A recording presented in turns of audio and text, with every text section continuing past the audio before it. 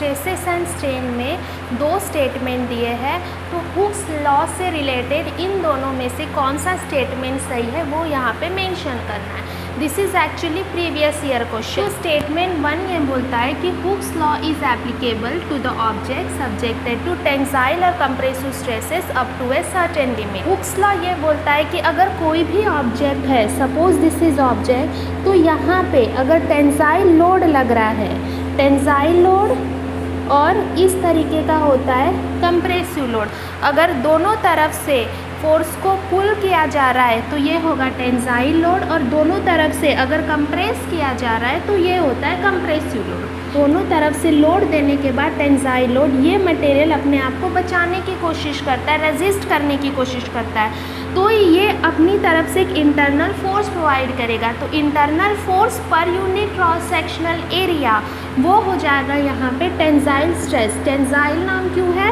क्योंकि यहाँ पे इस तरीके का टेंसाइल लोड दिया गया है, जब दोनों तरफ से हम खींचेंगे उसे कहा जाता है टेंसाइल लोड। दोनों तरफ से कंप्रेस करने के बाद तो ये डिफॉर्म होने से इसका स्ट्रक्चर चेंज होगा, तो उसे बचाने के लिए ये अपनी तरफ से इंटरनल फोर्स प्रोवाइड करेगा।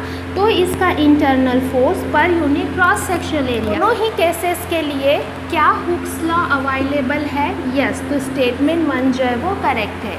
Statement when a material is loaded, the ratio of intensity of stress to the corresponding strength is called Young's modulus। ये स्टेटमेंट बोलता है डायरेक्टली यंग्स मॉडुलस का एक फॉर्मूला दी। यंग्स मॉडुलस को ई से डिनोट करते हैं, और यंग्स मॉडुलस का फॉर्मूला होता है स्ट्रेस अपॉन स्ट्रेन। ठीक है, तो the ratio of stress to strain is called Young's modulus. तो statement 2 is correct, hence both statements are correct.